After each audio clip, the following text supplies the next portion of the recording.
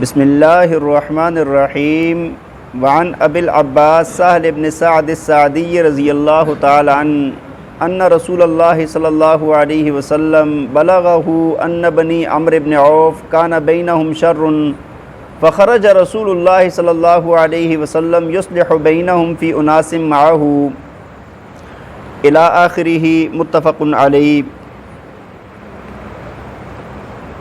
بھائی صحیح مسلم اور صحیح بخاری کی روایت ہے، حضرت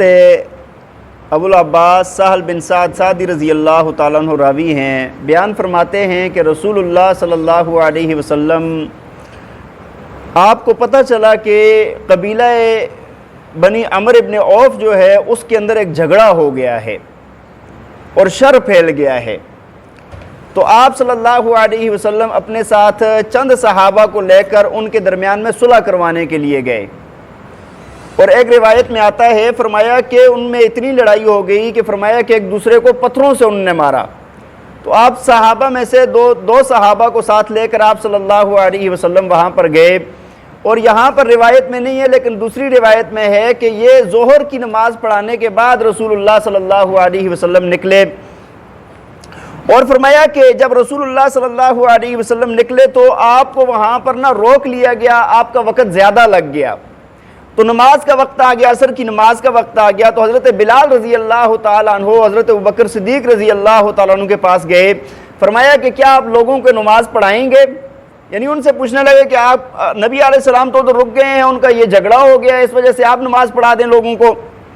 اور دوسری روایت میں یہ آتا ہے کہ رسول اللہ صلی اللہ علیہ وسلم نے خود فرما کر گئے تھے، صحیح بخاری کی روایت ہے، فرمایا کہ آپ فرما کر گئے تھے کہ اگر میرا ٹائم زیادہ لگ جائے تو ابوبکر کو کہہ دینا کہ وہ نماز پڑھا دے۔ نماز کون پڑھائے؟ ابوبکر پڑھا لے۔ تو حضرت بلال رضی اللہ تعالیٰ نے عرض کی تو آپ نے حضرت ابوبکر صدیق رضی اللہ تعالیٰ نے فرمایا کہ جی ٹھیک ہے کہ اگر آپ چاہتے ہیں تو میں پڑھا دیتا ہوں نماز۔ فرمایا کہ نماز کی اقامت ہوئی، صحابہ کرام صف بنا کر کھڑے ہو گئے، صدیق اکبر رضی اللہ تعالیٰ عنہ مسجد مصلی امامت پر کھڑے ہیں،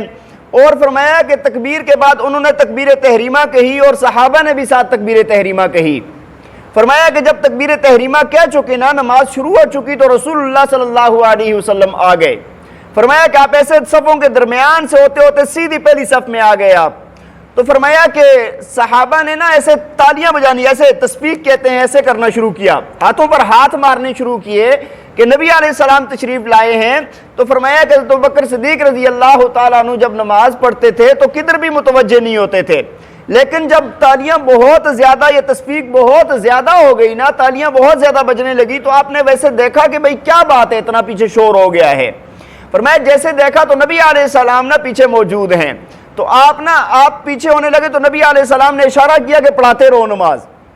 آپ نے اشارہ کیا کہ نماز ہے۔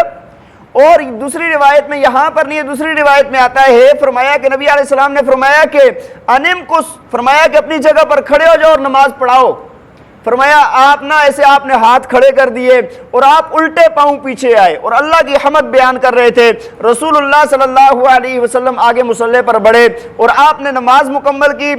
نماز مکمل کرنے کے بعد آپ صحابہ کی طرف متوجہ ہوئے اور فرمایا کہ جب امام کو کوئی معاملہ پیش آ جائے تم تالیاں کیوں بجاتے ہو؟ یہ تو عورتوں کا کام ہے، عورتوں کے لیے ایسے حکم ہے، جب نماز کے اندر عورتیں پیچھے کھڑی ہوں نا تو اگر کوئی مسئلہ آ جائے تو ویسے تسبیح کریں گی، لیکن جو مرد ہیں فرمایا کہ وہ تسبیح کیا کریں، سبحان اللہ کہا کریں، اگر امام کو کوئی مسئلہ آ جائے تو کیا کہا کریں؟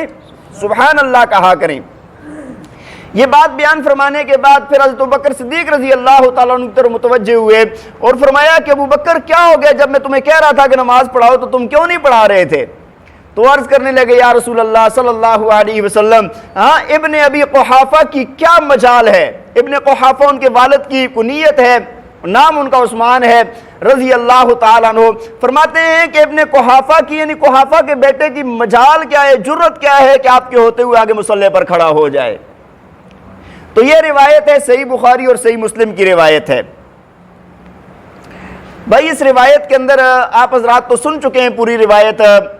ایک بات جو بہت خصوصیت کے ساتھ ہے کہ نبی علیہ السلام نے اپنی مبارک زندگی کے اندر جس کو اپنی امامت کے مصلی پہ کھڑا کیا وہ کون ہے؟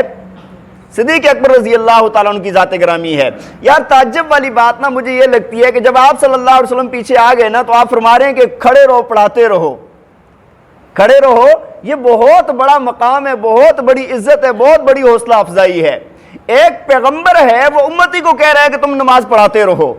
بات سمجھ آ رہی ہے کہ نہیں؟ تو یہ اللہ تعالیٰ یہ مقدر سے اور قسمت سے یہ باتیں ملا کرتی ہیں۔ بہرحال اس روایت میں حضرت صدیق اکبر رضی اللہ تعالیٰ عنہ کی بہت بڑی عظمت اور شان ظاہر ہوتی ہے۔ اللہ تعالیٰ ہمیں صحابہ کے مقام اور مرتبے کو پہچاننے کی توفیق عطا فرمائے۔ وآخر دعوانا ان الحمد للہ رب العالمین۔